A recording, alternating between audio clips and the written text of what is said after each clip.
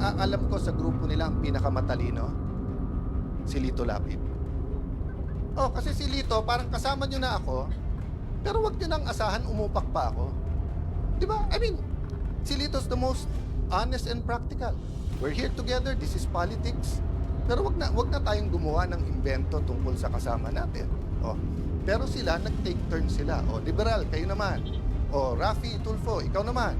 Oh, but makikita mo yung diferensya nila eh. Sabi ni Raffy Tulfo, hindi daw sila Malacanang. In other words, hindi sila tuta. Okay. But doon mo makikita yung graduated and experience. Bakit? Kasi si Senator Tito Soto and Senator Raffy Tulfo, at least sila tuta ng Malacanang. Pero si Erwin Tulfo, tuta lang ni Lacson. Hindi siya tuta ng Malacanang. 'Di ba? Kasi nga may hawak sa kanya si Senator Lacson na alam sa kanya. Yung sinabi niya na may tatlong kumausap na wag pumirma. Unang-una, yung dalawa kakampi na nila. Pangalawa, yung kakampi nilang isa, nagsabi kay nakwento din sa akin yon. Sinabi kay Erwin, kami ang ginaganito ngayon. Ito ang hawak sa iyo. 1, 2, 3, 4, 5. Isang araw, ikaw gaganon. Kaya nung una, hindi rin pumirma si Erwin. So, yun ang mahirap sa Senado. 24 lang kami. Araw-araw kami nagkwekwentuhan.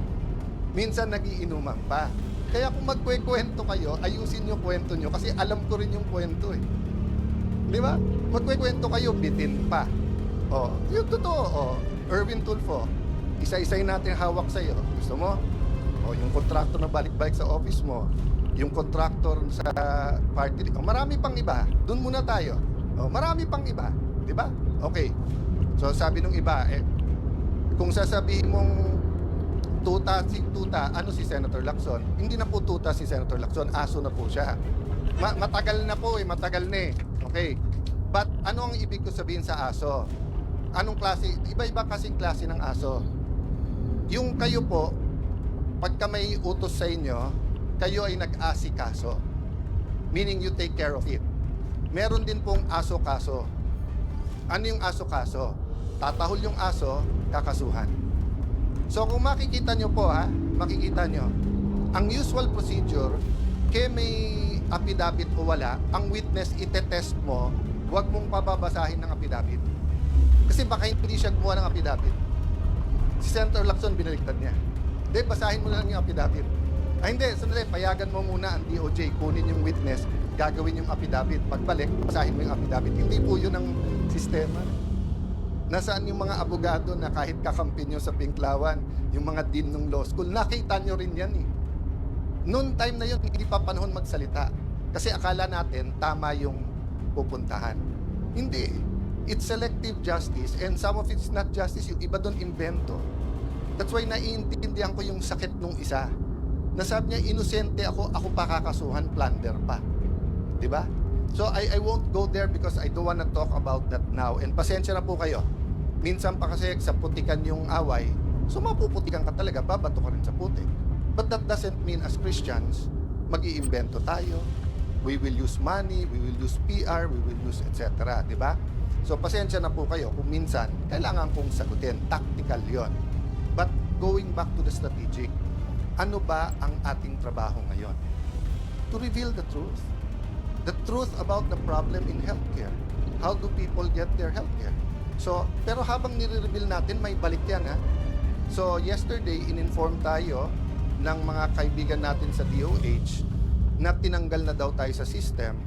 So, hindi na daw tayo pwedeng mag-refer ng mga gagamutin sa iba't ibang ospital.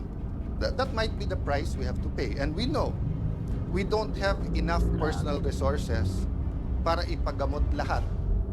Pero, we have enough resources to hire buses.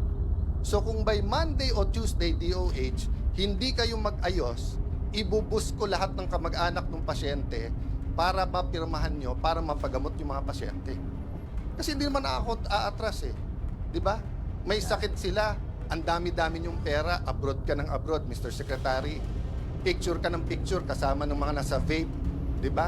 O, tapos, flu shots lang, hindi nyo mabit, hindi makasama. Tapos just because ang tingin mo wala na ako ngayon sa paningin ng Malacanang, tatanggalin mo yung privilege namin. Oh, Senator Lacson, sir, sabi mo, hindi pwedeng gamitin ang AIX, hindi pwedeng gamitin ang TUPAD, hindi pwedeng gamitin ang MAIP sa politika at hindi dapat nag-iipitan. O sir, nagsusumbong ako sa iyo. Kung hindi ako magsumbong sa iyo, magsusumbong ako sa Tulfo. O. Pero, hindi kay Erwin at hindi kay Rafi. Doon ako kay Ben magsusumbong kasi kasi si Ben walang kontrata sa gobyerno eh.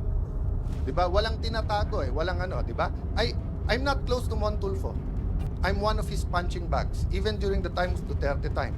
Pero si Mon wala rin kontrata sa gobyerno sa pagkalam ko. So I respect him. Even if he's not in favor of what I'm doing, kahit tinitira niya ako. I also respect Ben, nakikita-kita ko, 'di ba? Pero si Erwin at si Rafi, paano ko rerespetuhin ko? Paano ko rerespetuhin? Eh, 'di ba? Alam ko kung sino kayo, anong ginagawa nyo, alam ko kung anong hawak sa inyo. Tapos aaraw-arawin nyo ako sa media.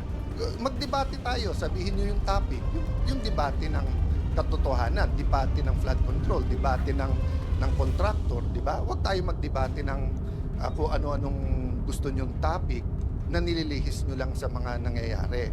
So again, mga kasama, tama yung narinig nyo, inuumpisahan na kami. Actually, to be fair ha, for a long time, Senator Amy and Senator Bongo, pinagtatanggalan din ng mga pondo. So, ang sabi nila, daan-daan bilyon ang para sa ayuda at hindi ito pwedeng gamitin sa pagpapabango, which is not true ha, also. Nung simula nung nagkaroon ng oil crisis, nung simula nung Israel, open na silang may picture, may pangalan sa pagdidistribute eh. Pero okay lang kasi at least nakukuha ng tao. So don't get me wrong ha. As long as yung mga pasyente na asikaso, it doesn't have to pass through my office. Ang problema, pumunta sa opisina nila, sila nagsasabi, pumunta ka sa congressman, senador. Pagpunta naman nila sa congressman, senador, ay dito sa congressman na to kasi kakampi ng Malacanang. Dito kakampi, di ba? So, let me address myself to Senator Win because paulit-ulit siya nung siya ang chairman ng Committee on Finance. Sabi niya, walang politika sa pondo to. And I believe him. I believe him. When he was chairman of Finance, sabi niya, walang politika, pare-pareho to. At yung amounts natin bilang mga senador, walang lalamang, pare-pareho tayo. O, Senator Win, you're now the Senate President. May DOH Secretary ka, namumuliti ka. O, the ball is in your hands, di ba? Pero papayag ba tayo? Sa atin, ano ba ang isang weekend? Pero yung may sakit na hindi matuloy yung CT scan niya, hindi matuloy yung MRI niya, hindi matuloy yung dialysis niya, that can be fatal, 'di ba? So sasabihin niyo kami namumulitika, 'yun ang ginagawa niyo. So